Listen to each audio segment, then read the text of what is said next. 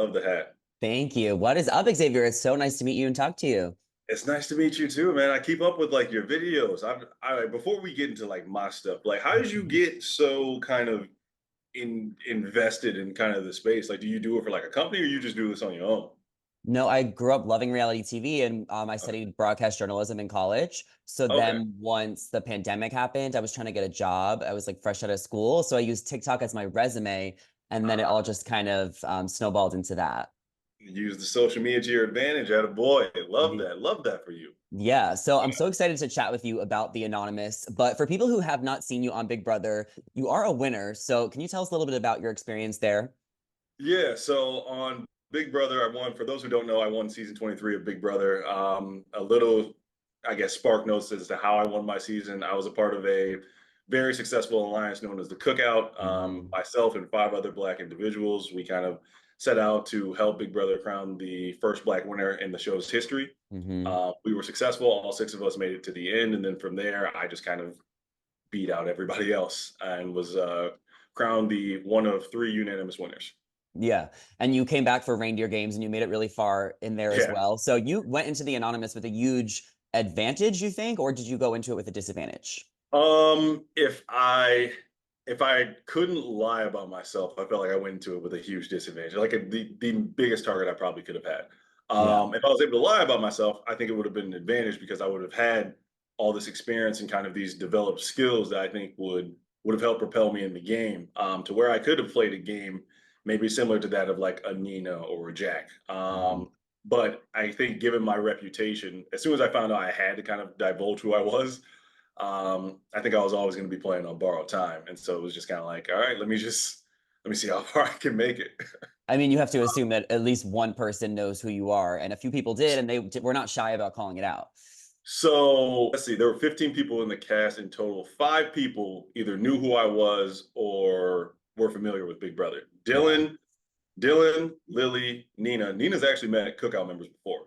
Hmm. Um, Dylan, oh, Casey and Wayne. The only person who actually told me that they knew who I was prior to me saying it was Dylan. He told me Hmm. that on night one, which is why the morning of day two, you see me come out and tell everybody. Like as soon as Dylan was running around, I know Andy. It was like screaming and stuff. I was like, okay, this is a perfect opportunity for me to tell everybody at once, as opposed to like the telephone game happening.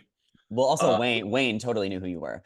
Oh, Wayne, that damn twist. Let me tell you, we'll move that twist. But yeah, Wayne knew who I was, and he was very surprised that I was still around. Mhm. And I think because I told people I won Big Brother, I didn't tell them really how much money I won, and I Mhm. didn't tell them how. I just told them that I won. So that way, it's like you guys can't use that against me in any type of thing. Mhm. And so when Wayne showed up and he was surprised, I think people started to maybe get more of an inkling of like, okay, maybe he's someone we shouldn't be keeping around. And I was like, God, I was doing so well. Yeah, I mean, you have to kind uh, of assume that if you are a winner, like people are going to catch on to that and you're going to be a target. So, what made you want to yeah. do this show to begin with? Because you must have gone in not knowing that you probably would have been a target, you know? So honestly, I was praying that this was going to be a cast of people who just like weren't super familiar with real. I was like, maybe no one's Mm. going to know who I am. I mean, I did reindeer games and Brittany didn't know who I was. So I was like, I'm not so, full of myself that I think everyone's going to know who I am. I was praying that they didn't. And I really mostly wanted to do the game, mostly wanted to compete on the show because of the concept. I think the concept is brilliant. It's a mix of a bunch of different shows. It's one of the first shows where you have like this kind of anonymous chat feature, but you also have the in real time kind Mm. of aspect as well. So that duality I really found fascinating, to be honest. And so the concept is what brought me to the show. Yeah. That's primary thing. And then I was like, if people view me as a target, I mean, at this stage of my career, that's not really anything new. Yeah, Um, yeah. Well, let's talk about what happened on the show and your elimination. Is there anything you could have done differently? What did you do wrong? What do you think you could have uh, done to stay in the game longer? Honestly, I don't know what I could have done differently that I would have been willing to do. I think if Christopher had been nominated beside me, Lily probably would have taken him out instead of me. Um, but for me personally, I wasn't willing to throw Christopher under the bus. I mean, as you see throughout the game, he's literally like the only person who unequivocally has my back. Mm. And I'm not really, though I know if he was sitting next to me, it would have kept me safe. if I had to be the one to throw him there, that just wouldn't have sat right with me. Yeah. I was like, maybe somebody else will do it, and then like I like my odds, but I'm personally not going to do it. So yeah, and then like the voting for myself was kind of a Hail Mary that I had been setting up in the days prior. Been telling people that it was very dumb to vote for yourself, which I think it is, unless you know you're going to get votes. If you have an inkling in the chat that you're going to get votes, go ahead and throw a vote on yourself to keep people off your suspicion. I think it's a great move, especially if you've already kind of established a reputation of telling people not to vote for yourself, which I had done. Is it the worst thing in the world if people find out your emoji? Like, what if you just become more transparent about it? Because that could be a good way to gain trust. So you can't, like, there are rules in place that you just like absolutely can't Mm. reveal any facts about your anonymity or your handle. So like it's one of those things where it's like maybe it's good if people know what my handle is, and I would be curious to see that strategy used on maybe like a future season where someone's like, I'm gonna be so obvious about my handle that like maybe people will keep me around just because that's a guaranteed handle guess that they know they're gonna get right. Mm. That would be a curious strategy. I would be curious to see how that works for someone, but yeah, you can't give away anything. Like that's why everyone's so in the dark, and so you hear like some of the most outrageous kind of handle connections, but it's because we aren't able to get any information, so we have to kind of go off deductive reasoning and speculation. Yeah, yeah. Let's talk about your cast members. I kind of want to get your quick analysis on their gameplay and what you've seen on the show. What are your Uh, thoughts about Dillion? What was it like being in the house with him? that boy, he has the most colorful spirit I think I've ever met. We got a lot of love for Dylan, man. We had a little alliance known as like the Hood. Hmm. So we would always, when we would check in with each other, we would ask a question like, "Is it all good in the Hood?"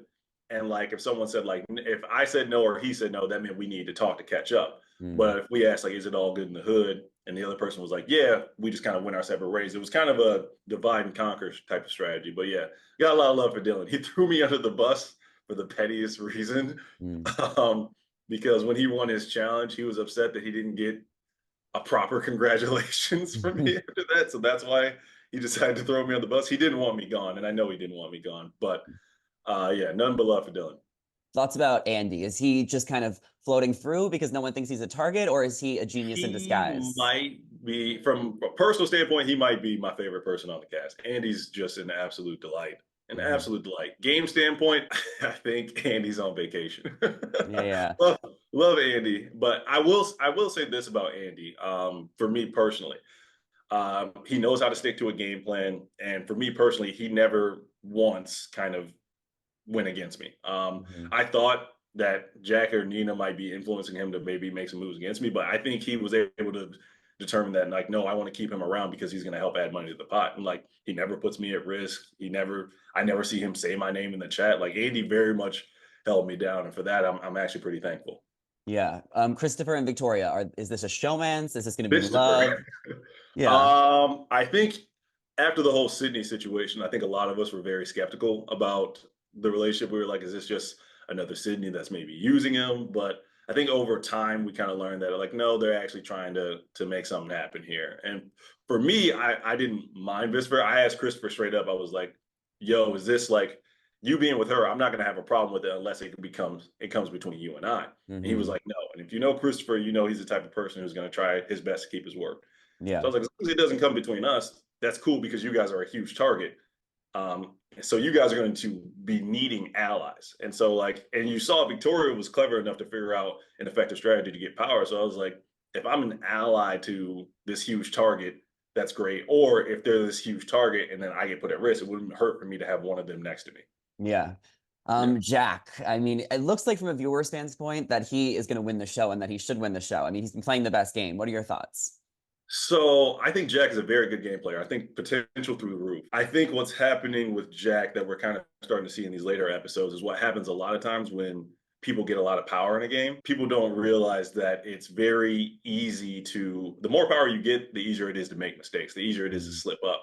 And we're starting to see him have more miscalculations, a little more, like in the face off last night, you saw him say, it says not safe. And I was like, come on, Jack. You're better than that. Mm. So I think the challenge for him in having power so much and having to kind of lie so much is like trying to keep track of all of it and make sure that it doesn't catch up to him. And I know I caught on to it, which I'm the last person you want to have catch on to you, especially if we're supposed to be working together, because like he was playing seeds against me, but once I kind of zeroed in on the fact that he was putting me at risk and probably playing a little more of a devious game, even though he didn't want me out that day, I was just the way he was playing, I was like, yeah, it's time for me to go ahead and start playing some seeds of my own. Yeah, Uh, yeah. Okay, last question. Who do you want to see win? After I left, I believe I said it on the compound that either Nina or Jack are probably in the best position to win. I gave Nina a slight edge over Jack. It's funny you say Jack's playing the best game. In my opinion, it's Nina. Mm, Purely because in a game of social strategy, you need to be the person who's making the least amount of mistakes.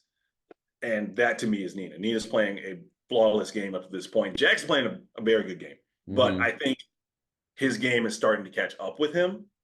And I don't see that mm, happening with Nina. And so that's okay. why I give Nina a slight edge over Jack. But I think when I left, I was like, either one of these two players is probably going to win the game. I think it was a race between the three of us. With me gone, it's one of those two. Okay. Well, thank you so much for your time. It was so nice to meet you. Appreciate it. Appreciate it. We'll connect one of those times I'm out in like LA or at an event or something. Absolutely. Where can everybody find you? Instagram, TikTok? You can find me at Xavier Prather on pretty much all social media platforms. All right, perfect. All right, thank you, Xavier. Chat soon. Talk to you Bye. soon.